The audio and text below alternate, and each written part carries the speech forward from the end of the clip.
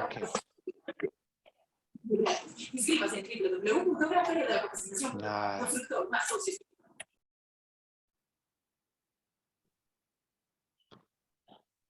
Ok, amigos, buenas noches. Les damos la bienvenida a nuestro conversatorio. Llevábamos casi 2 semanas sin hacerlo, pero bueno, hoy con una invitada súper especial. Hacía rato ya le había pedido el favor que nos acompañara, que nos compartiera algo de su conocimiento, algo de su pasión, porque esto es una pasión para ella. Y hoy le damos la bienvenida a Linita Ríos. Entonces, Linita, Hola hermosa. Negrito, hola a todos, ¿cómo están? Bienvenida, gracias por estar acá compartiéndonos tu información, tu conocimiento. Y bueno, yo siempre antes de iniciar el conversatorio tengo la pregunta de rigor y es, ¿quién es Lina Ríos? Bueno, Negrito, muchas gracias por la invitación. Para mí es un honor y es demasiado especial poderle transmitir esta información todos los días a más personas y cada vez a más personas. ¿Cómo llego yo a toda esta información? Pues a través de una experiencia propia y específicamente a través de unas, digamos, patologías asociadas a mi calidad de vida y a mi estilo de vida.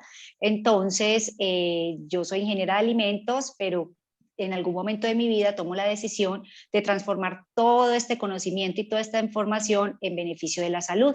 Entonces me apasiono por la nutrición funcional, me apasiono, digamos, por la nutrición humana y empiezo a hacer toda la búsqueda y a estudiar, y mirar cómo podía transformar desde mis afanes, desde mis rutinas, todo este conocimiento en algo que pudiera aportar a la calidad de vida de las personas, porque específicamente para mí lo ha sido y ha generado unos cambios muy importantes en mi vida. Entonces, creo que por experiencia propia fui un piloto, puedo dar fe de eso y cómo influye, digamos, la nutrición funcional y en términos generales un cambio de estilo de vida en las personas, no solamente desde el punto de vista alimentario, sino desde el punto de vista de rutinas. Entonces, a eso llego y empiezo, digamos, todo este proceso de vida.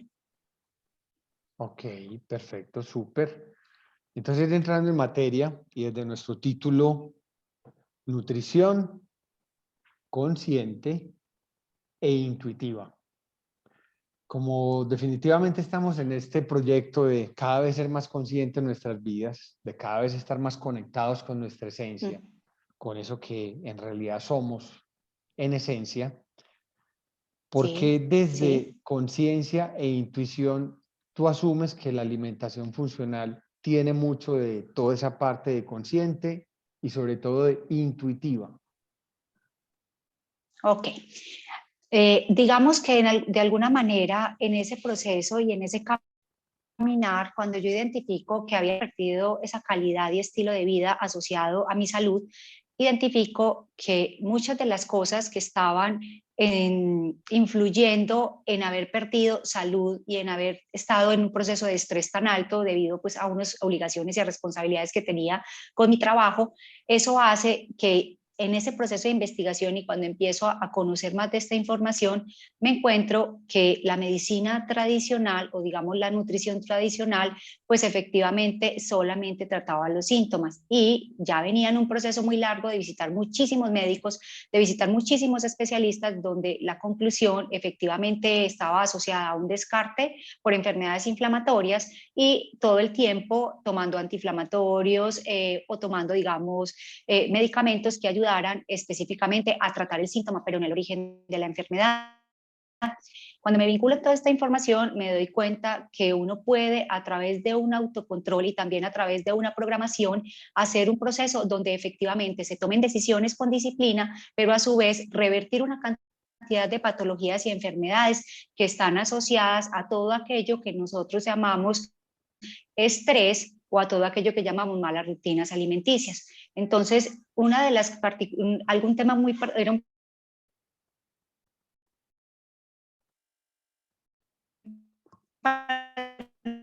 tema muy para el estrés y no información genética que creemos a través de nuestro sistema de creencias. Entonces, digamos que una persona que es diabética dice, yo tengo diabetes por herencia de mi mamá, yo tengo artritis por herencia de mi mamá, yo sufro de colon por herencia de mi mamá. Y es un porcentaje supremamente pequeño lo que está asociado a nuestra bioquímica celular y a efectivamente traducir que la genética es lo que hace que nosotros heredemos las enfermedades.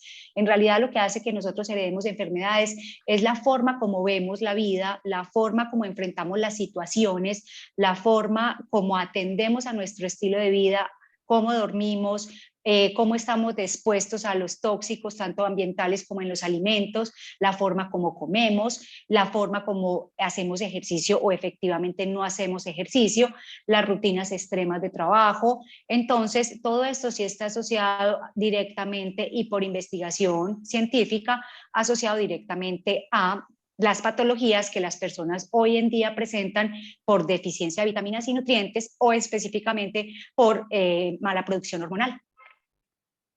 Ok, y entonces, pues nutrición, toda la vida siempre estamos, o hemos escuchado información desde la nutrición tradicional. Entonces, ¿por qué está de moda, tan de moda todo el tema de la medicina y de la nutrición funcional? ¿Y cuál es la diferencia con la nutrición, con la tradicional? ¿Cuál es esa gran diferencia entonces? Ok, digamos que esto toda la vida ha existido, solamente que nosotros nos volvemos amigos de los términos. Entonces, en realidad, la medicina funcional ha hecho parte de nuestras vidas desde todos nuestros orígenes, inclusive desde principios, digamos, de las personas que empezaron a solo obtener productos del suelo o lo natural. Entonces, específicamente la nutrición funcional es aquella nutrición que va asociada a un beneficio de la salud, que corrige desde el origen patologías y que presenta no solamente un beneficio a nivel de organismo, sino que también presenta un beneficio a través también de los neurotransmisores. Es una, digamos, integración, la nutrición funcional es una integración de lo que llamamos los tres cuerpos, el energético, el biológico y el emocional. Entonces, cuando uno configura que los alimentos pueden dirigirse de manera positiva a trabajar sobre estos tres cuerpos, ahí es donde determinamos que está la integración de la medicina funcional, porque todos los alimentos tienen una particularidad que no solamente prestan digamos, un aspecto favorable a la nutrición, no solamente nutren, sino que también mejora otros aspectos de procesos cognitivos y que también está asociado mucho a todo lo que tiene que ver con la transformación de neurotransmisores y a la regeneración celular y específicamente a la forma como manejamos nosotros los niveles de estrés. Entonces ahí podemos integrar a través de la nutrición funcional esos tres cuerpos que nos permiten identificar dónde tenemos nosotros aspectos para mejorar y aspectos para trabajar desde el origen, no solamente desde una sintomatología. Pues tengo muchas personas que toman pastillas para la migraña hace muchos años y hemos logrado hacer unos cambios importantes en su vida, personas que han tomado laxantes, personas que han tomado omeprazol, lansoprazol durante toda su vida y que han podido transformar desde la nutrición funcional y hacer cambios radicales en su vida. Entonces, mira que es, digamos que la nutrición funcional es una rama de la nutrición y toda la vida ha existido, pero esta específicamente se concentra en esos tres ejes. Ok, perfecto. Entonces, menciónanos algunos de esos alimentos funcionales. Bueno, digamos que los alimentos funcionales están categorizados específicamente porque tienen la particularidad de tener componentes que mejoran la salud, corrigen y dan calidad de vida. No solamente porque sean funcionales, los alimentos tienen una clasificación. En realidad, todos sabemos que los alimentos, desde lo más natural que se puedan consumir y los alimentos desde su composición natural, pues van a prestar unos mejores beneficios que consumir alimentos que vienen transgénicos, modificados genéticamente, ultraprocesados como los embutidos o algunos productos que son ya demasiado procesados a nivel de planta de producción, a nivel de producción en línea. Entonces, digamos que la clasificación es simple y podemos hablar, toda la vida hemos hablado de macronutrientes y hemos hablado hablaba de micronutrientes, pero la nutrición funcional se enfoca muy de la mano entre lo que es las vitaminas y los minerales, porque normalmente la mayoría de patologías que hemos despertado en el cuerpo no solamente están asociadas al estrés, sino que están asociadas a una deficiencia de vitaminas y de minerales. Entonces uno puede decir que todos los alimentos que tengan alto contenido de vitamina D, que aportan a mejorar la inmunidad, todo lo que tenga contenido de magnesio, zinc, magnesio, manganeso, vitamina C, son alimentos que contribuyen a mejorar la salud, a prevenir, a revertir y a corregir patologías. Específicamente porque esto es una cadena. Digamos que cuando todas estas vitaminas están en suficiente cantidad de nuestro cuerpo, pues también operan adecuadamente nuestro estómago, también opera adecuadamente nuestra sinapsis cerebral y también operan adecuadamente hormonas que son, digamos, las líderes en todos los procesos metabólicos como la tiroides. Entonces, esto es una cadena muy grande y hay que aprender a conocer cada cuerpo y digamos que este tipo de nutrición es muy específica, no es una nutrición generalizada, se debe escuchar, se debe estudiar cada cuerpo en específico para saber si se requiere, digamos, no solamente alimentación, sino también requiere una suplementación para corregir muchas patologías, entre estas las que están asociadas, digamos, al intestino, que es donde está aproximadamente el 70% de nuestro sistema de defensas. Entonces, todos estos alimentos, digamos que las proteínas, los carbohidratos de origen vegetal, no los carbohidratos ricos en harinas, sino todos aquellos alimentos que tienen un aporte nutricional, pero que tienen un beneficio a la inmunidad y a nuestra fisiología. Ok, mencionaste la harina y ahora que está tan de moda, la gente que es alérgica al gluten, ¿cómo Sí. entonces la nutrición funcional aborda, enfoca y mira este tema de ¿sí? De lo que la gente ahora está mostrando? Pues sabemos que esa harina está muy transgénica ya, pues el trigo, perdón. Entonces desde ahí viene pues como todo ese tema de gluten, pero ¿cómo entonces la nutrición funcional aborda este tema que está como tan en boga y padeciéndolo tantas personas?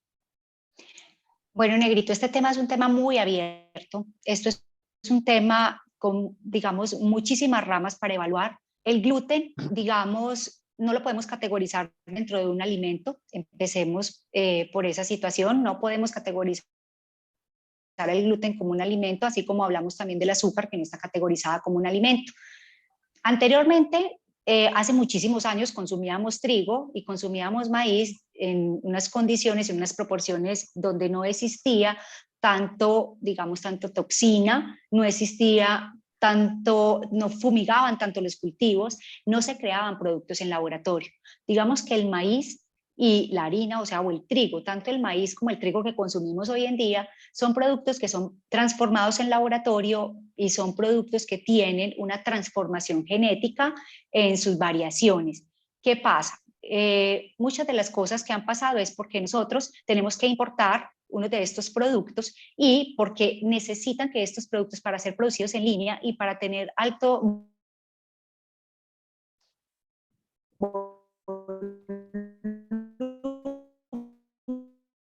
de productos, para lograr eso se tiene que modificar genéticamente.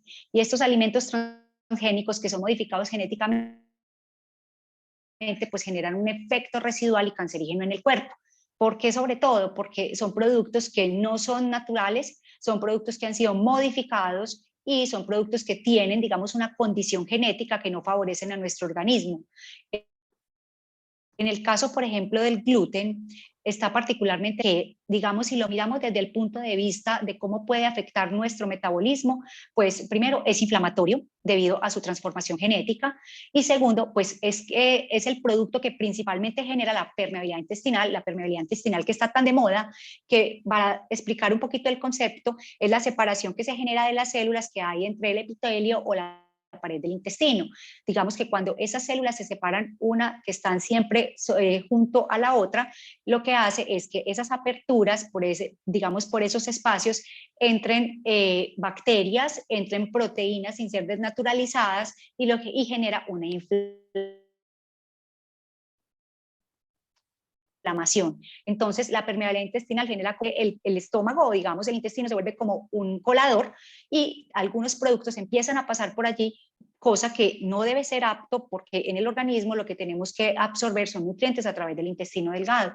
Entonces, en este momento vemos muchos organismos crónicamente inflamados, crónicamente enfermos asociados al alto consumo de gluten, específicamente pues porque se genera esa permeabilidad y es la destrucción de la pared celular y adicionalmente no tenemos pHs ácidos en el estómago. Entonces las personas que tienen problemas digestivos o las personas que todavía no entienden que son procesos de permeabilidad intestinal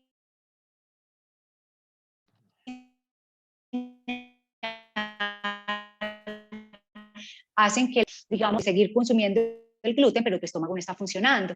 Entonces, los estómagos o el pH del estómago siempre debe estar ácido para poder ganar y evitar que la cuesta. 2, para poder sintetizar las enzimas digestivas. Y 3, porque también la contracción del estómago por ser un músculo y por la acidez hace que se desnaturalicen los alimentos y se conviertan en proteínas o se naturalicen las proteínas y puedan ser absorbidas, digamos, por el intestino delgado.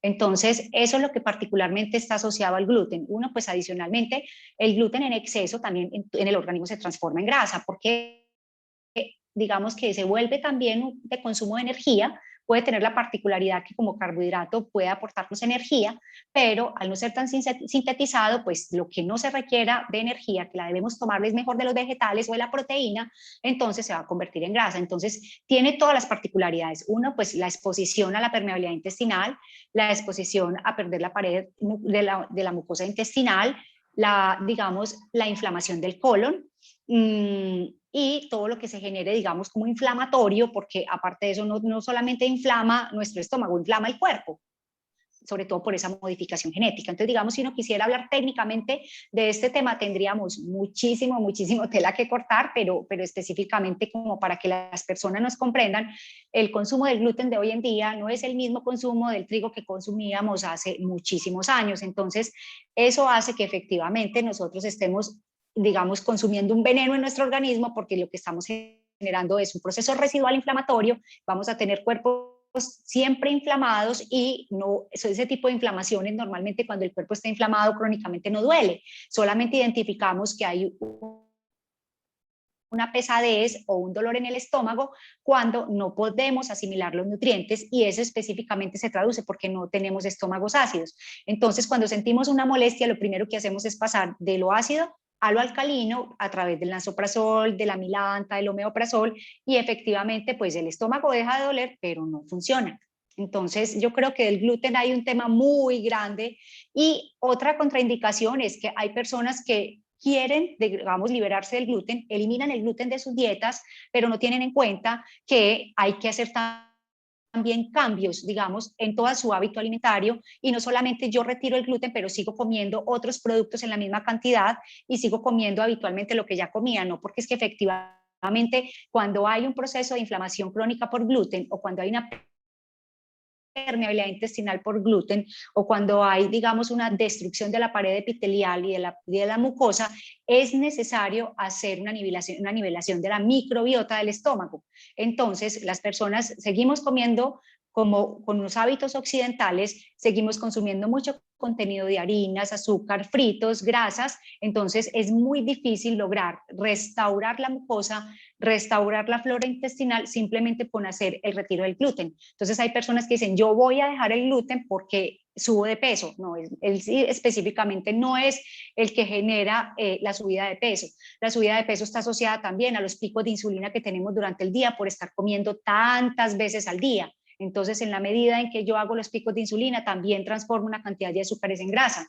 En la medida que consumo más cantidad de harinas, digamos, en el caso de las personas que no dicen, no deciden no sacar el gluten de sus vidas, pues también va a generar una suba de peso. Entonces, cuando yo hago cambios radicales en mi vida de retirar el gluten como beneficio para corregir una patología, pues también tengo que hacer cambios en el aumento de productos probióticos, prebióticos y simbióticos que me permitan regular la flora intestinal y que me permita recuperar la pared del estómago. Precisamente acabas de mencionar la microbiota y que también es un término que, anda, que está muy de moda por todo lo que acabas de contar, pero danos un poquito más de datos sobre el tema de la microbiota. que es todo eso que está como las bacterias que están en nuestro estómago y que ayudan a metabolizar, a procesar. Así es. Digamos que la microbiota, como concepto, es el conjunto de bacterias que colonizan nuestro cuerpo. Nosotros no solamente tenemos bacterias en nuestro estómago, nosotros también tenemos microbiota en la piel, microbiota en la boca y microbiota en los genitales. Entonces, no solamente, sino que atendemos directamente más el caso del intestino, por lo que sabemos que ahí está el 70% de nuestra inmunidad. Un desbalance específicamente en la microbiota de nuestro cuerpo, específicamente el estómago o el intestino, hace que también se genere un desbalance en la microbiota de la boca, de la piel y de los genitales. Normalmente la microbiota que obtenemos cuando nacemos es la que nos aporta nuestra madre desde el parto. Por eso es tan recomendable que los partos se den de manera natural si la persona puede tener esas condiciones favorables de tener un parto natural, porque es la primera carga microbiana que obtenemos de defensa que nos aporta la madre. Entonces ahí, aunque eso va cambiando con el crecimiento, pues es una base importante para mejorar nuestro sistema de defensas o para generar un sistema protector. Digamos que en la boca lo mismo y en la piel, pero constantemente estamos transformando nuestra microbiota. Ahora estamos muy concentrados en la microbiota del intestino, que como hablamos es un conjunto de bacterias que nos colonizan, pero desafortunadamente los malos hábitos alimenticios y los malos hábitos que tenemos todo el tiempo hacen que nosotros no tengamos una adecuada microbiota en nuestro estómago y generemos un crecimiento y proliferación de microorganismos patógenos que no son los que necesitamos para mejorar nuestro sistema digestivo. Entonces, digamos que en concreto la microbiota es todas las bacterias que colonizan nuestro cuerpo y específicamente en algunas zonas del cuerpo. Pero nos vamos a concentrar mucho en todo el tema de la microbiota intestinal porque es la que en este momento está agobiando al mayor número de personas. Y esta es porque no consumimos productos fermentados, no consumimos productos naturales que se conviertan en un sustrato y que permita el crecimiento de microorganismos benéficos.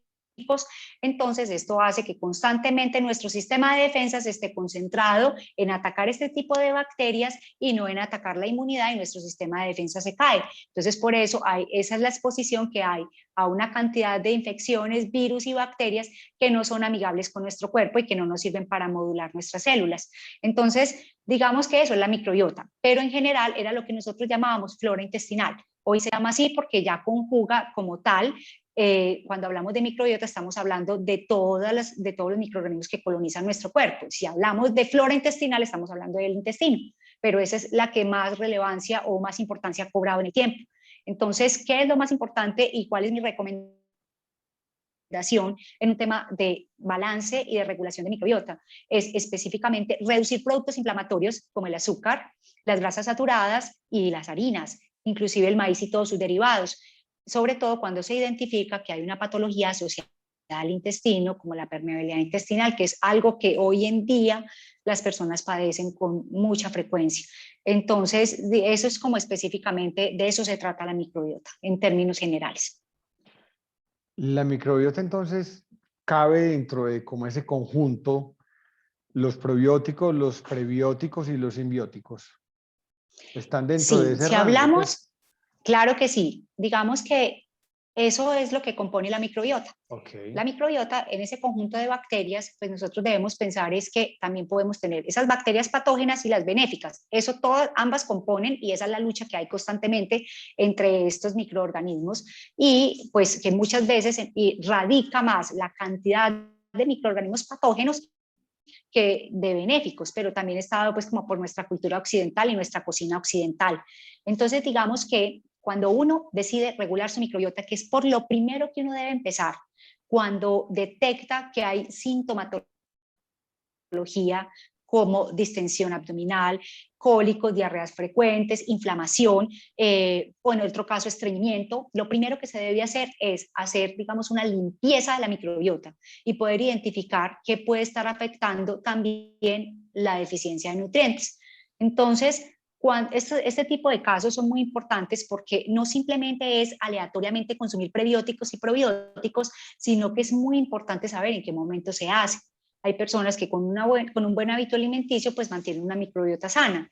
pero la mayoría, pues está compuesta de muchos intestinos, están compuestos de una microbiota irregular que afecta y que conlleva otras enfermedades crónicas de orden inflamatorio, como digamos, enfermedades autoinmunes, la obesidad, digamos que también la diabetes tipo 2, que es la resistencia a la insulina, enfermedades de orden digamos, inflamatorio articular, artritis. Todas estas enfermedades, increíblemente, al tener nosotros toda esta inmunidad en nuestro estómago, hace que se generen a raíz de digamos, una alteración de esta flora. Entonces, ¿qué es lo importante? En estos casos siempre la recomendación primero es identificar si hay una sintomatología. Si esa sintomatología está asociada a todas estas cosas que acabamos de hablar, desde la inflamación, el dolor, que identifican que muchos alimentos no son los apropiados, que siente que los alimentos le caen pesados, que lo inflaman, que le dan reflujo, gastritis, acidez, entonces lo primero, antes de identificar otro tipo de enfermedad, es primero regular la microbiota. ¿Cómo se regula la microbiota? Que ahí es donde ya entramos a hablar de los probióticos y de los prebióticos. Hay diferencias entre los tres conceptos. Bióticos son aquellos productos que son el sustrato que el probiótico necesita para los derivados de la leche. Otros alimentos que son, por ejemplo, el kefir, la kombucha, el chucrut, que son alimentos que generan esa proliferación o ayudan alimentar esas bacterias benéficas para que ellas se reproduzcan y nos generen, digamos, la estabilidad y la regulación de la microbiota. Entonces, a veces hablamos de prebióticos y de probióticos como si fueran lo mismo, ¿no? El prebiótico es el sustrato o el alimento, es el conjunto de microorganismos benéficos que necesita nuestro cuerpo para atender a todas las necesidades que tiene el cuerpo en absorción de nutrientes. Digamos que ya el simbiótico es la unión de los dos, digamos pues como los simbióticos son aquellos que tienen la composición entre probióticos y prebióticos. Y específicamente son atendidos para atender casos intestinales. Casi siempre vienen de los lácteos, de la fermentación de los lácteos, y tienen mucho contenido de lactobacilos y bifidobacterias que son supremamente benéficos para nuestro organismo. Entonces, eso es como la diferencia que hay entre los tres. Uno puede tomar simplemente los simbióticos y ya parte de una fermentación, pero también recomiendo hacer el uso más natural de yo atender al caso de suministrar el sustrato para que se produzca los probióticos en nuestro intestino. Hay otra ventaja de esto y es que hay algunos que digeribles, entonces nos ayudan a que esos microorganismos vayan por todo el intestino y ayuden a mejorar toda la patología, o sea, retiran los microorganismos que son patógenos y ayudan a limpiar y nos cubren de microorganismos benéficos durante todo el tracto intestinal. Entonces, también es recomendable consumir aquellos productos fermentados que no son tan digeribles y que podamos tener ese beneficio para la salud. Entonces, sí, cuando hablamos de microbiota, estamos hablando tanto de bacterias buenas como de bacterias malas. Cuando hablamos de la regulación, estamos hablando del consumo de probióticos, prebióticos y simbióticos, que es lo que ayuda a regular la flora total del estómago. Pero Linita, te hago una interrupción. Uh-huh. Cuando estás hablando de fermentados, estamos hablando de tipo kumis, tipo yogurt, que son derivados de la leche. Y la leche está totalmente satanizada. Pues la leche definitivamente en nuestra sociedad en estos momentos no debes consumir ningún producto que sea derivado de la leche. Entonces, Uh-huh. ¿de dónde vamos a sacar esos productos pues para suplir los que son derivados de la leche? Mi recomendación específicamente es, hay personas que no generan tanta sensibilidad a los lácteos. Yo prefiero que no se consuma el lácteo porque también está asociado a permeabilidad intestinal y también a estimulación de la insulina por su contenido digamos, ahora está muy de moda tomar leche descremada, semidescremada, deslactosada, y esos tratamientos térmicos hacen que aumenten las concentraciones tanto de caseína, que es la proteína que genera la permeabilidad intestinal, como la lactosa, que es el azúcar que hace la estimulación de la insulina. Sin embargo, aquellas personas que todavía les cuesta muchísimo y de manera radical dejar la leche, pues es preferible que consuman este producto en estado fermentado.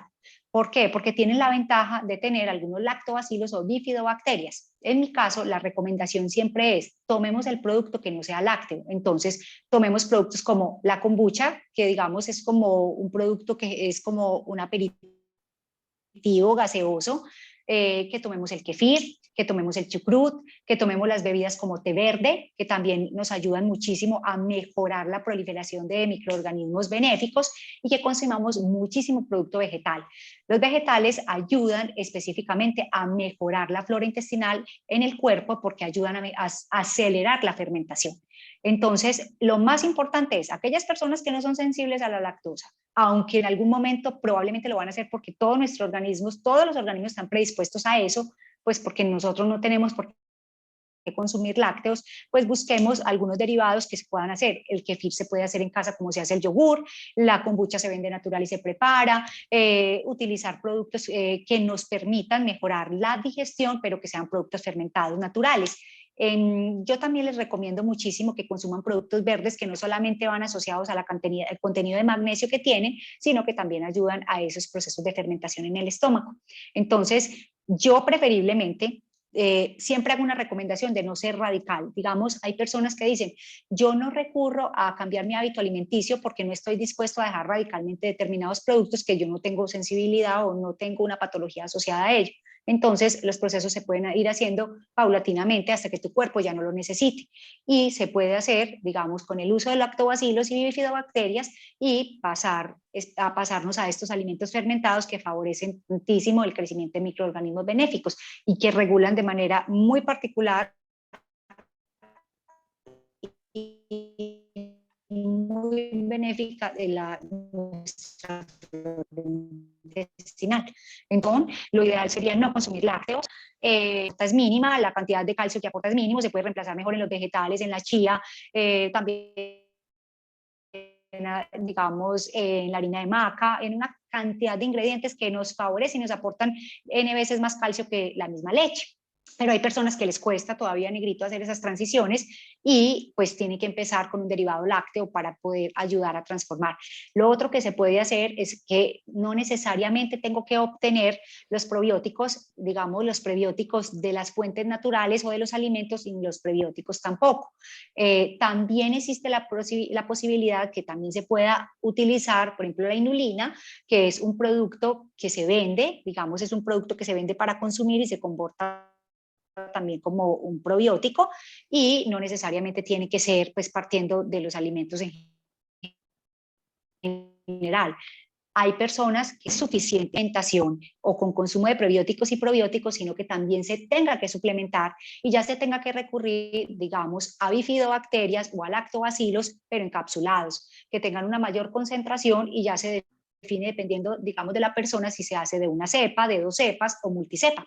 Pero no solamente el acceso es natural, lo ideal es que cuando una persona tiene un hábito saludable, pues se garantiza que tenga una microbiota saludable, pero cuando se trata de corregir hay que evaluar muchas cosas, muchos aspectos antes de hacer otros cambios en, digamos, una suplementación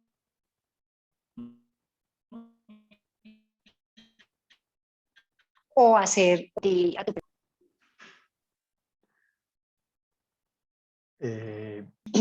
ok. Bueno, mencionaste que de todo el tema de microbiota, pues todo el tema de probióticos, prebióticos, simbióticos, mencionaste algo como que la gente tiene que complementar dentro de todo su tema intestinal o toda su flora intestinal. Yo he visto personas que toman habitualmente enterogermina, que es como una medicina pues que ayuda a aumentar como toda esa parte de la microbiota. ¿Tú recomiendas que definitivamente, independiente de cualquier patología, nosotros debemos tener muy controlado todo el tema de la microbiota o debemos estar muy claros en...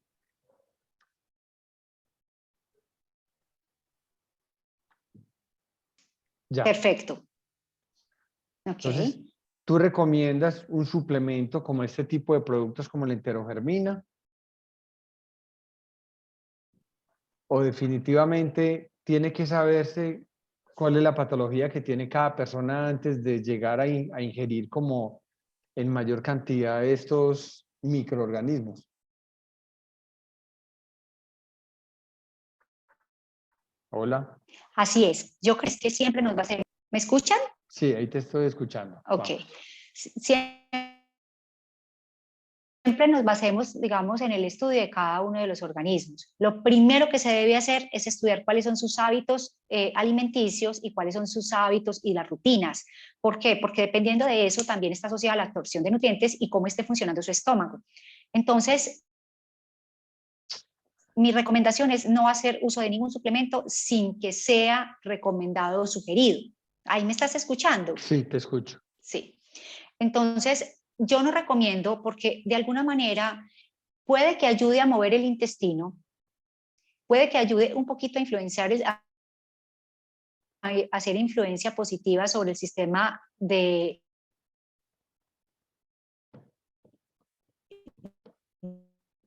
digamos, inmune, pero no me garantizo directamente el origen de alguna patología. No se debe hacer. Siempre es necesario tener una analítica de laboratorio que nos muestren cómo están los niveles de proteasas en el estómago. Y también es importante identificar cómo están los niveles de nutrientes, o sea, de micronutrientes, específicamente la vitamina D, el magnesio, la vitamina A, la vitamina C, el hierro, la ferritina, el complejo B12, cómo están estos niveles de vitaminas, porque cuando estos niveles de vitaminas están, digamos, en los estándares que requiere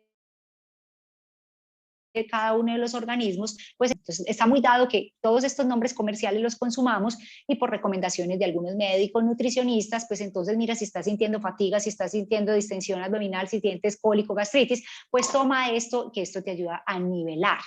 Entonces, mi recomendación es no, cero suplementos, cero, digamos,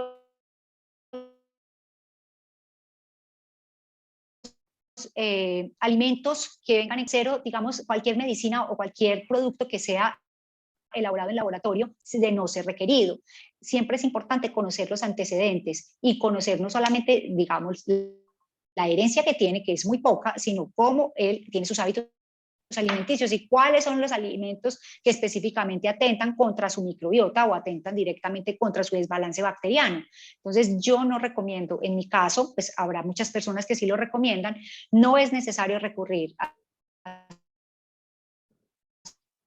suplementación o a medicados como suplemento, no es necesario, hasta no ser identificado si verdaderamente hay una permeabilidad intestinal, hay un colon irritable o digamos intestino irritable, hay una obstrucción intestinal o si efectivamente hay un desbalance en el pH del estómago, no hay absorción de nutrientes, no tiene la cantidad suficiente de vitaminas, yo no lo aconsejaría si su tiroides está funcionando adecuadamente. Por eso es tan necesario tener una analítica previa para poder ir atacando por partes, que lo primero que se tiene que regular es la microbiota. De ahí para adelante todo empieza a funcionar bien.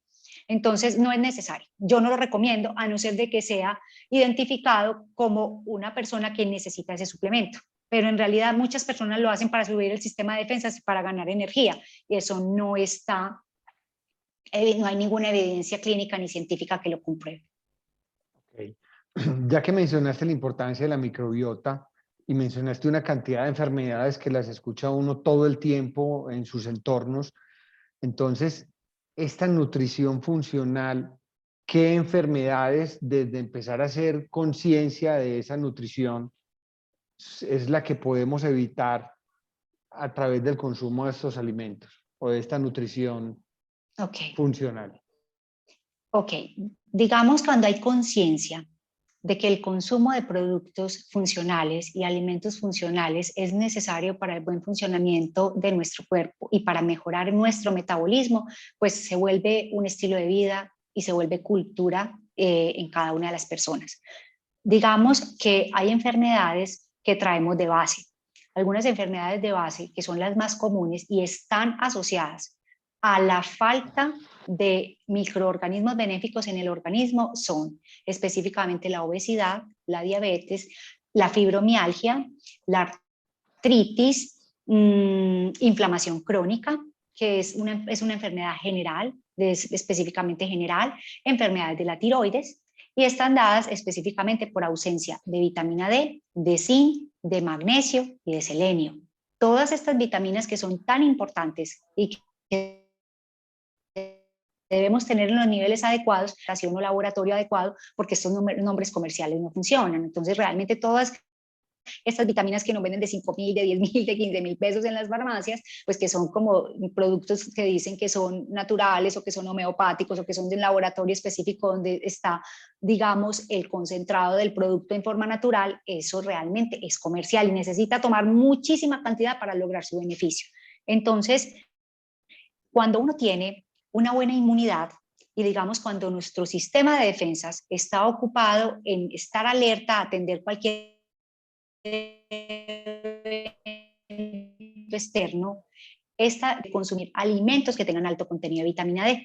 Los alimentos que tienen mayor contenido de vitamina D son los que nos ayudan. Primero, la vitamina D se comporta como una prehormona, funciona en los sistemas de regulación del sueño, funciona en los sistemas de regeneración celular, es una vitamina liposoluble, es recomendable consumirla con los alimentos o de los alimentos cuando no es necesaria la suplementación, y es muy importante sobre todo porque es quien se encarga de ayudar a la absorción de calcio y a la producción de selenio, zinc y magnesio. También está asociada a nuestra mucosa intestinal, porque cuando yo logro tener una mucosa adecuada en un estómago ácido, tengo la capacidad de que en ese estado ácido produzco el zinc, el selenio y el magnesio. Son productos que nos ayudan, o digamos micronutrientes que nos ayudan a buscar que todo nuestro sistema metabólico funcione adecuadamente. Entonces, cuando tenemos una deficiencia de estas vitaminas, cuando no tenemos un balance en el consumo de los alimentos como los macronutrientes que están asociados a carbohidratos vegetales y proteínas y grasas, que son grasas mono y poliinsaturadas, vamos, estos productos que nos ayudan también a la regeneración celular y a la absorción de vitamina D, es muy probable que la persona esté predispuesta a contraer este tipo de enfermedades. Entonces, casi siempre la diabetes se da por un mal hábito alimenticio, se da por comer a deshoras, se da por tener muchas horas de ayuno sin, digamos, sin un comportamiento adecuado en una asesoría. El magnesio, por ejemplo, es quien se encarga, tiene muchísimas funciones, también se comporta como un antidepresivo natural. La vitamina D también ayuda a regular la producción hormonal y ayuda también a mejorar los estados emocionales. Entonces, cuando uno tiene otros factores externos como las toxinas que hay en los alimentos, la contaminación ambiental, las pantallas azules, los computadores, digamos, toda la frecuencia electromagnética, la luz ultravioleta, todo esto hace que se afecte nuestro metabolismo, genere una condición de estrés y nuestro sistema inmune se apague. Al apagarse el sistema inmune, pues entonces no tengo la posibilidad de hacer que se absorban los nutrientes, que son los que se encargan de nuestra metabolización, de nuestra síntesis celular y de nuestra síntesis enzimática, y es por eso que se da este tipo de patologías específicamente. Sobre todo inflamación, es que el sistema inmune está asociado a inflamación. Si nuestro cuerpo está inflamado, pues entonces, aunque es necesaria la inflamación para corregir lo que está pasando en el cuerpo, pues también es importante detectar a qué se debe la inflamación. Definitivamente está asociado inflamación al sistema inmune, pero nuestro sistema inmune es todo lo que tiene que ver con el contenido de macronutrientes y de micronutrientes adecuados en nuestro organismo, asociado pues a los hábitos de sueño, asociados a la actividad física, asociados al manejo del estrés, al descanso.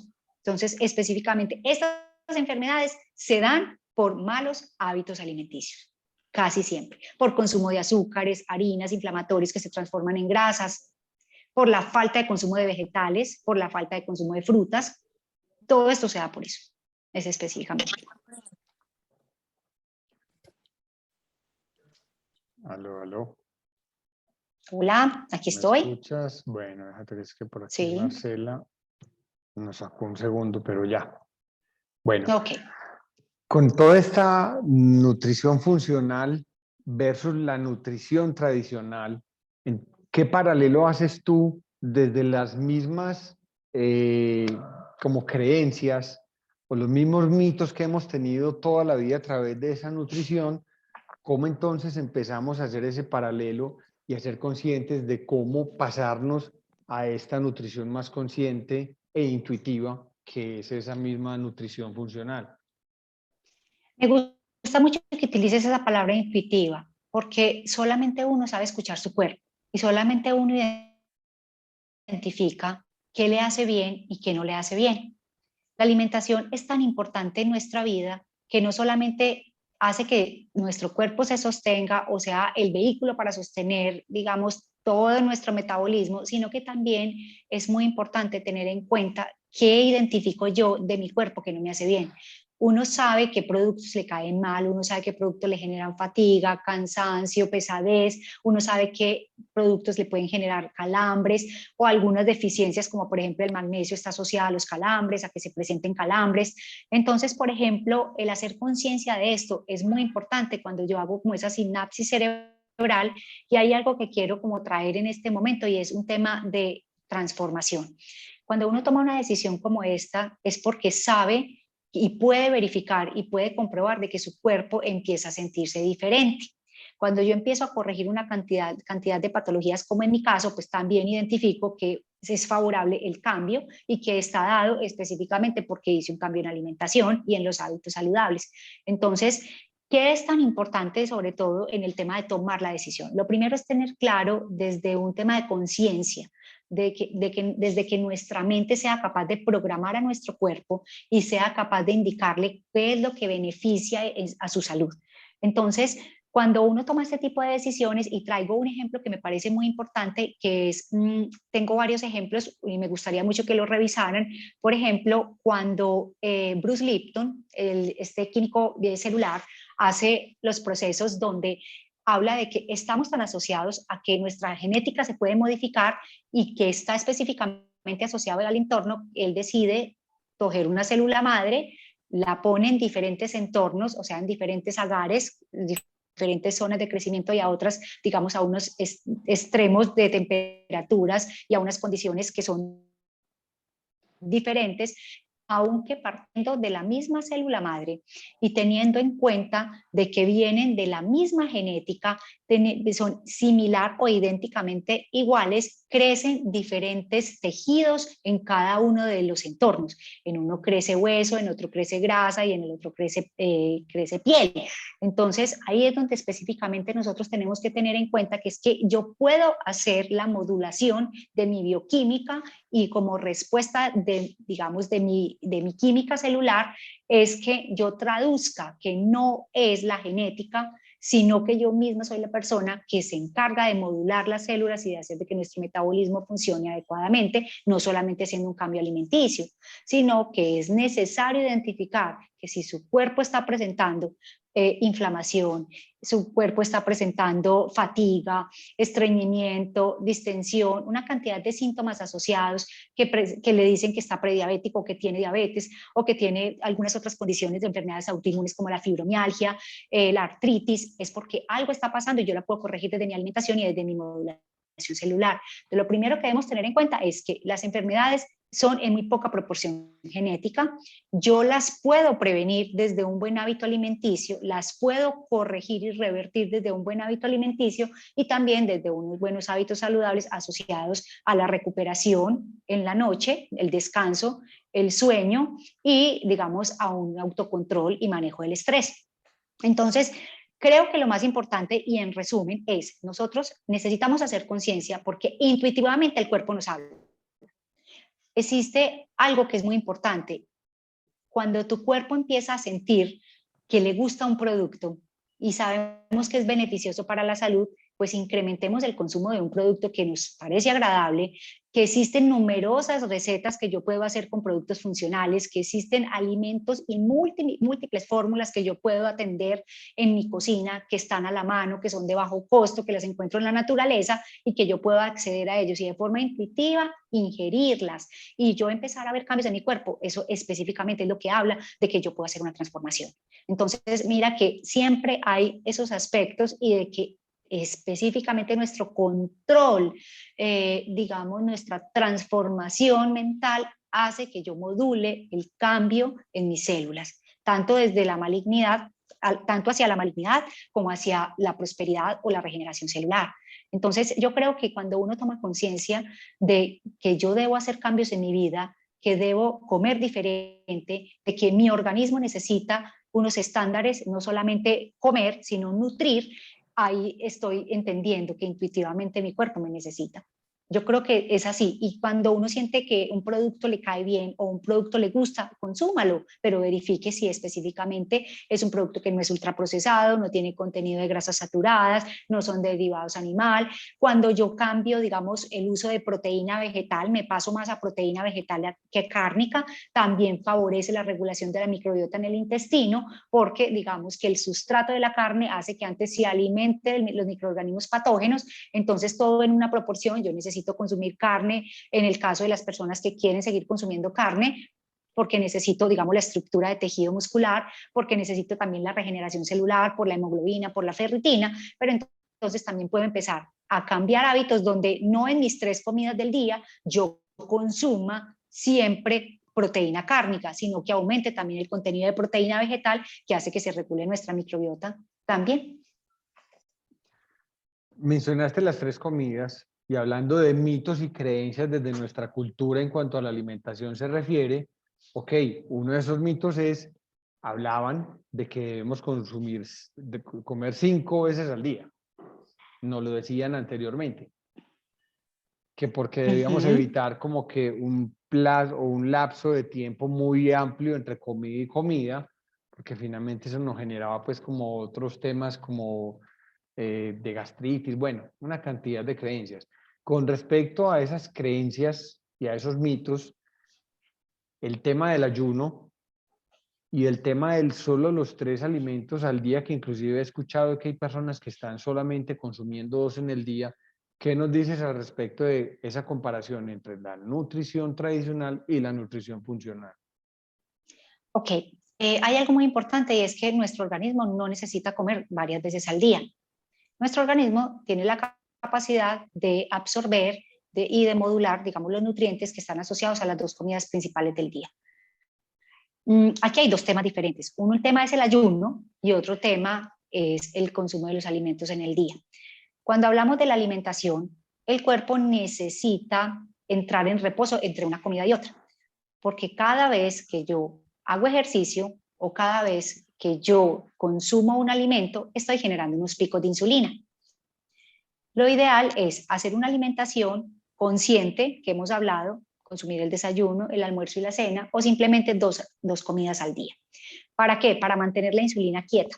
¿Por qué necesitamos mantener la insulina quieta? Porque todos estos picos de insulina que yo genero y la estimulación que hago constantemente de la insulina hace que sea propenso a una estimulación o a una resistencia.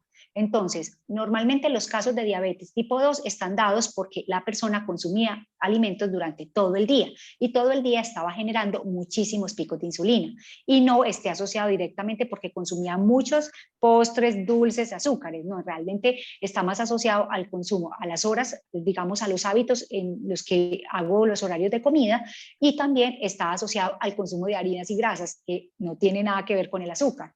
Entonces, para uno poder mantener los niveles regulados de azúcar en sangre, lo ideal es mantener la insulina lo más quieta posible. Y para hacerlo no necesito estar comiendo digamos, entre comidas, a no ser de que estemos identificando también patologías asociadas a que necesitamos reforzar, por ejemplo, grasas saludables a través de las semillas, o porque necesitamos bajar el pH y necesitamos consumo de agua y limón en el día, necesitamos más consumo, por ejemplo, de granos, necesitamos más consumo de leguminosas, pero los podemos sustentar en las 2 comidas del día específicamente. Toda vez que la persona come, está estimulando la insulina. Toda vez que la hace ejercicio, está estimulando la insulina. Entonces, ¿qué de feo tiene esto? Lo malo específicamente es, si yo tengo picos de insulina todo el tiempo, 1, pues voy a generar resistencia a la insulina. 2, tengo la posibilidad de subir el ácido úrico. Entonces, pues que tampoco es lo más favorable en condiciones, y despertar la gota, que es lo que ahora también se está viendo mucho por excesos de ácido úrico. Y lo tercero, que es lo más importante, también es porque se transforma en grasa. Entonces, el cuerpo tiene la capacidad de asimilar un determinado porcentaje de azúcar para, digamos, como fuente de energía, pero el resto que yo le dé lo va a convertir en grasa o genera resistencia por los picos. Entonces, no hay necesidad de consumir alimentos durante todo el día. Las 2 comidas principales, lo otro puede estar asociado, digamos, a agua con limón para mantener el pH del estómago estable, puede estar asociado a bebidas como el té y aromáticas, pero no tiene que ser necesario estar consumiendo alimentos. Entonces, eso es un mito, el que tenga que estar uno comiendo todo el día. Todavía la nutrición tradicional invita a las personas a que estén comiendo cada 2 horas un poquito cuando están en procesos donde quieren ganar masa muscular o bajar de peso. Y eso es un error, porque todo el tiempo lo que hacemos es estimular los picos de insulina. Digamos que ya hablando del ayuno, esto es un tema muy importante. Las personas por deporte hacen ayuno sin tener un conocimiento previo. Primero tenemos que aprender a comer antes de hacer ayuno. Las personas dejan de comer sin saber cómo están absorbiendo los nutrientes y cómo está su metabolismo. Entonces, para personas que todavía no tienen experiencia en los ayunos, o digamos el ayuno intermitente o el ayuno de varios días, es importante que empiecen a entender que lo mínimo que podemos hacer de ayuno son 12 horas y la recomendación es en la noche. Entonces, digamos que a las personas les cuesta mucho dejar de comer entre horas y también en las noches. Digamos, se cenan a las 6 o 7, pero a las 9 están comiendo, a las 10 están comiendo, o en su defecto se levantan a comer durante la noche de 2, 3 de la mañana. Entonces ya sabemos que no se debe hacer. Lo que sí se puede hacer es tener, por ejemplo, comer o cenar a las 7 de la noche y desayunar a las 7 de la mañana. Con eso estoy garantizando un ayuno durante la noche que me va a permitir procesos de regeneración celular, me va a permitir los procesos de reparación porque estimulo también la producción de melatonina y hace que el hígado también haga sus procesos adecuados de reparación en la noche y de limpieza. Entonces también ayuda a absorber mejor los nutrientes y eso garantiza de que usted está haciendo un ayuno, que muchas personas lo hacemos y no nos damos cuenta, pero el ayuno inicial que yo recomiendo es ese. Después de que la persona ya quiere hacer ayuno, un ayuno más avanzado, primero tiene que aprender a comer y debe estar asesorado, acompañado por expertos. No se hace ayuno de manera deportiva. El ayuno tiene cosas muy buenas, por ejemplo, ayuda a estimular la hormona del crecimiento, pero también una persona que tenga su cuerpo inflamado, que tenga enfermedades autoinmunes, no se le puede recomendar un ayuno intermitente.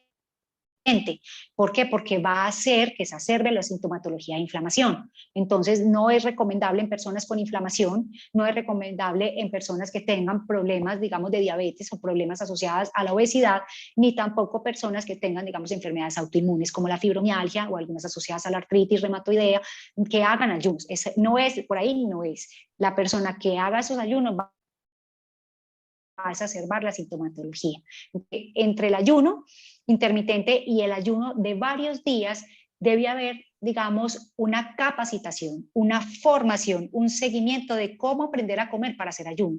De lo contrario, vamos a afectar el metabolismo, vamos antes a generar una distorsión hormonal y vamos a hacer que nuestro metabolismo empiece a trabajar de la manera incorrecta. Entonces, mi recomendación es esa. Hablar de ayuno podría ser un tema negrito que podemos tener y hablar de, pues, que sea otro tema específico, claro. Pero lo más importante es la advertencia, no hacer ayuno por deporte. Ok, perfecto. Te escuché mal, lo mencionaste ahora que con el deporte estás estimulando los picos de insulina. Sí, normalmente se nos sube la glucosa cuando estamos haciendo, digamos, todo el proceso deportivo. Entonces, cuando estamos consumiendo, digamos, haciendo el ejercicio y consumimos la proteína, consumimos aminoácidos, consumimos, por ejemplo, proteínas derivadas de la proteína whey, que es la derivada de la leche, cuando consumimos productos ricos en cafeína, taurina, para estimular la producción del crecimiento muscular, hacemos demasiados picos de insulina. Okay, entonces, lo recomendable es que una persona... Dime. Discúlpame, pero entonces, pues te hago la pregunta porque yo hago deporte en ayunas, pues yo con el ayuno antes de consumir el alimento ya 12, 14 horas después, yo hago actividad física en ayuno. Pero entonces estás mencionando es productos que se consumen mientras yo hago deporte, pero finalmente cuando yo estoy haciendo deporte, yo estoy consumiendo desde mi propia grasa las tu calorías, reserva. mi reserva que me llevan pues como a tener, a poder hacer la actividad física, pero no estoy disparando mis niveles de insulina. Tú disparas los niveles de insulina cuando consumes las proteínas y los aminoácidos, que es normalmente cuando están en los procesos de entrenamiento. Entonces, sí, me gusta mucho que hagas ese aporte porque hay que aclarar que normalmente cuando uno hace, aquí hay dos cosas diferentes. Una es una persona que hace ayuno y ahí hace ejercicio, ¿cierto? Entonces, tu cuerpo está preparado para eso porque tú ya has preparado tu cuerpo en alimentación, ya está preparado tu cuerpo a través de tu programación y adicionalmente, pues tú no consumes productos que te ayuden a generar los picos de insulina. Pero ese es en tu caso.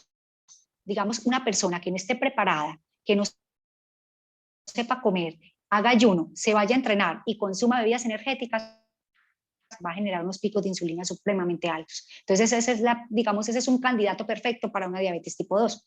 Además que fuera de eso consumen aminoácidos para reparar el músculo y para ganar más energía. Entonces, eso es bien importante, que lo especifiquemos y me gusta mucho tu aporte. Los picos de insulina se dan porque la mayoría de personas que hacen deporte están consumiendo productos que los hidraten, pero que les den energía. Entonces, si tú haces un ayuno para hacer deporte es perfecto, además porque la hormona de crecimiento se deja de producir más o menos como a los 30 entre los 30 y 35 años, entonces estimularla es todavía mucho mejor a través del ayuno. Pero si una persona no está capacitada en ayuno, ni debe hacer ayuno para entrenar si no ha aprendido a comer ni a preparar su cuerpo, ni tampoco debe consumir productos ricos en taurina, cafeína, que tengan fructosa, azúcares invertidos, edulcorantes como acesulfame K, aspartame, ninguno de estos tipos de productos ni regeneradores musculares aún después del entrenamiento, que lo hacen como para hidratarse después de que terminan de entrenar. Entonces, qué bueno que hiciste ese aporte porque es importante aclararlo. Esto va de la mano. El que quiere hacer ayuno y entrenar debe estar preparado. Y el que efectivamente no está preparado y quiere comenzar en este mundo del entrenamiento, quiere generar hábitos saludables, pues lo ideal es, dependiendo de su necesidad, es si la persona, por ejemplo, quiere bajar de peso y hacer una quema calórica alta, pues no desayune o no cene antes de entrenar. La persona que de pronto se inicia en esto no haga un ayuno sin conocimiento y sin capacitación. Otras cosas es que aquellas personas que quieren, digamos, entrar en procesos energéticos o, por ejemplo, para estimular el crecimiento muscular, pues uno le propone, dependiendo de tu caso y de tu metabolismo, pues cenas, comes antes o después. Es dependiendo de cada necesidad. Si la persona quiere hacer una quema calórica porque quiere bajar de peso, pues no debería consumir productos antes de entrenar o alimentos antes de entrenar, sino hidratarse y hacer que su cuerpo consuma energéticamente sus reservas. Y si la persona lo que quiere es ganar masa muscular y lo que quiere es un consumo elevado de proteína porque quiere ganar masa muscular, pues lo debe hacer antes del entrenamiento y obviamente después del entrenamiento. Pero debe tener un acompañamiento. Eso es muy importante. Ok. Linita, bueno, vamos llegando como al límite de nuestro tiempo. Nos quedan muchas preguntas. Definitivamente te tendremos por acá en otras ocasiones porque este tema es supremamente importante en nuestra vida, en nuestra salud, en nuestra cotidianidad. Es que finalmente es la fuente que más a mano tenemos desde nuestro tema de fuente energética. Pues tenemos otras 7 fuentes de energía, pero la que más tenemos a mano desde nuestra conciencia y desde lo que cotidianamente hacemos desde la alimentación es precisamente la alimentación y la nutrición. Entonces, se nos quedan muchas preguntas aquí en el tintero que las resolveremos en una próxima ocasión, pero sí quiero que abramos los micrófonos para las personas que tengan preguntas que hacerte a ti, ¿ok? O sea que en este momento, bien puede a quien quiera hacer la pregunta, abre su micrófono y aquí tenemos a Linita para resolver sus dudas. Ok. Están como tímidos hoy, Linita. Vamos a ver quién hace la pregunta. Es que son muchos temas además. Aquí cada uno, digamos, cada concepto es un tema. Ok, mientras se atreve alguno a hacer la pregunta, te hago otra a ti entonces. Sí. Hemos tenido siempre como el mito de que los alimentos, finalmente, sobre todo desde nuestra cultura paisa, que nos encanta comer, la bandejita paisa, que sabemos que tiene como 1400 calorías, ok, tiene 1400 calorías, pero te comes una bandeja paisa y quedas de cama. Ajá.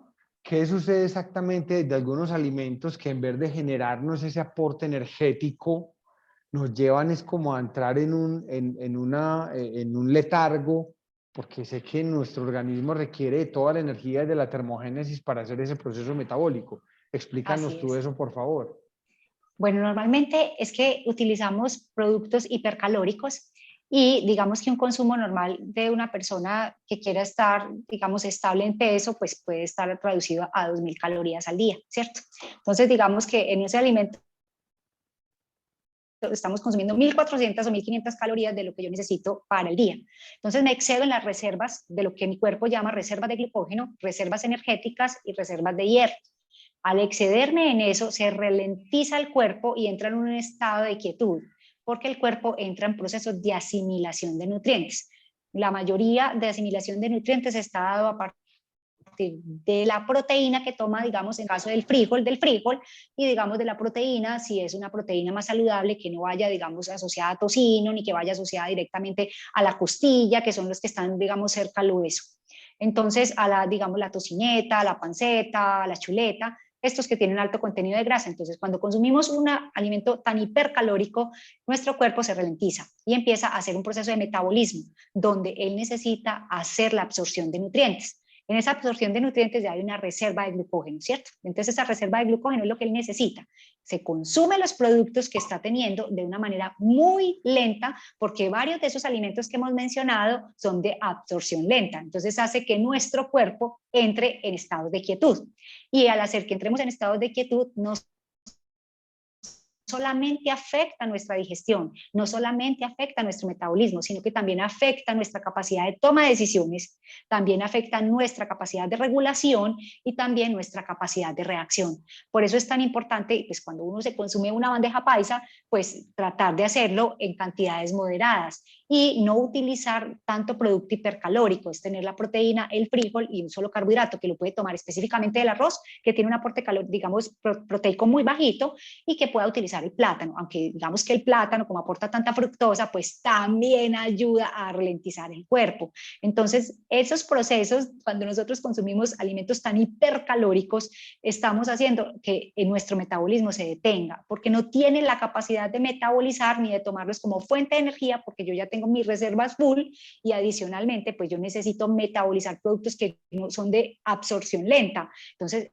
el estómago no tiene la capacidad de metabolizar y absorber rápidamente los nutrientes porque tiene un trabajo muy largo por hacer y le cuesta muchísimo transformar lo que tenemos en contenido proteico y para que se pueda absorber como nutriente. Entonces, ambos alimentos, o digamos todos los alimentos que aparecen en una bandeja paisa, pues aparte de que afectan el pH del estómago, ralentizan el proceso metabólico, ralentizan el proceso de absorción de nutrientes y el desequilibrio en la flora intestinal. Al afectar el pH y al afectar mi metabolismo y la digestión, también afectan el pH. Entonces, por eso el proceso se vuelve tan lento en la absorción de nutrientes. Y ahí es cuando uno dice, me siento cansado, tengo sueño, ya quiero dormir. Es porque el cuerpo necesita entrar en estados de reposo, como si fuéramos cuando ya entramos a los procesos, digamos, de producción de melatonina en la noche, cuando entramos en los procesos de descanso y de reparación. Entonces, al cuerpo, digamos, no está en capacidad de asimilar. Por eso es que de nuestra gastronomía occidental afecta tanto a nuestra flora intestinal. Es específicamente por eso. Pero podríamos entrar técnicamente más en detalle, digamos, hablar de cada uno de esos alimentos, qué comportamiento tienen en sangre, qué comportamiento tienen frente a la insulina, qué comportamiento tienen frente al músculo, qué comportamiento tienen frente a la pared intestinal, frente, digamos, a la absorción de hierro, del zinc, del magnesio. Que entonces, si yo estoy full de reserva, pues, y ya sé que mi cuerpo está bien y está lleno, pues uno debe parar. Es más, un cuerpo, digamos, cuando consumimos alimentos no debe estar lleno, uno no debe sentir que está lleno. Ya ese es el momento donde empiezo a transformar todos los alimentos en grasa. Okay. Para terminar, Linita, dos recomendaciones o dos consejos o dos síntomas a través de los cuales la persona, a partir de este conversatorio contigo, diga, ok, tengo este síntoma, sé que estoy entonces con una situación desde mi alimentación donde debo tomar más conciencia y voy a empezar entonces a buscar en mí qué cambios debo hacer a través de mi tema de alimentación. Dos síntomas o dos claves que determinen, venga, hay que empezar a tomar conciencia de la manera en que usted se está nutriendo o alimentando.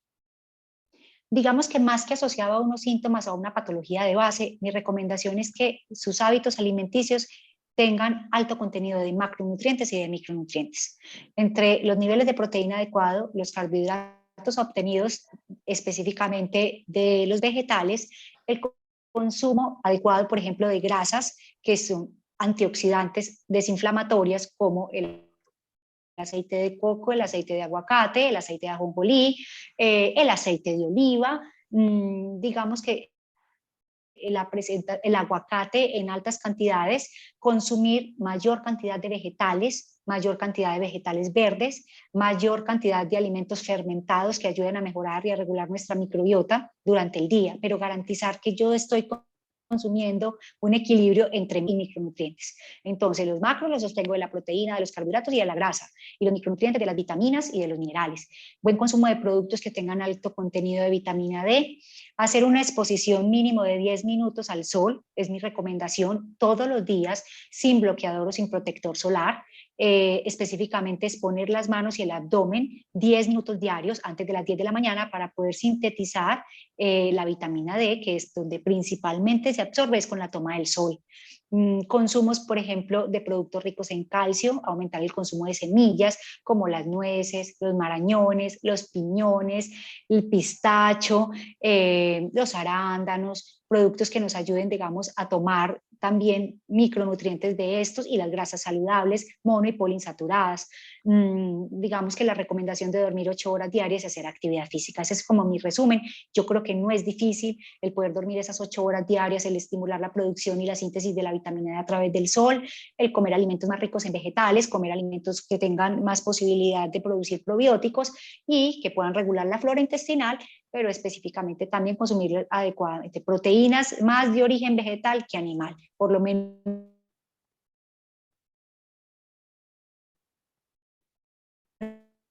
sustituir de ahí para adelante en ese proceso, en esos hábitos, está haciendo una actuación preventiva frente al metabolismo y frente a su inmunidad. Ok, Linita, perfecto. Mil y mil gracias. Como te digo, A ustedes, aquí te a ti, tendremos Negrito, gracias. próximamente para que nos sigas compartiendo toda esta información que sé que le entregas con todo el cariño, con todo el amor y desde tu propósito de Así es, servir. Negrito. Aquí recibimos Gracias toda a esa información. todos los que se conectaron. Un abrazo muy grande, gracias a ti, Negrito, por la invitación y qué rico que podamos seguir haciendo esta sinergia y seguir compartiendo muchos temas ya en específico, concentrarnos en alguna patología, concentrarnos en algún hábito alimenticio, en un plan nutricional, concentrarnos, digamos, en algunos factores y ya hablar como más a fondo de cada uno de los temas. Ok, perfecto. Mil gracias. Muchísimas gracias. Y bueno, a todos, gracias Un por estar aquí abrazo. acompañándonos. Feliz noche. Un Muchas abrazo para gracias. todos. Chao.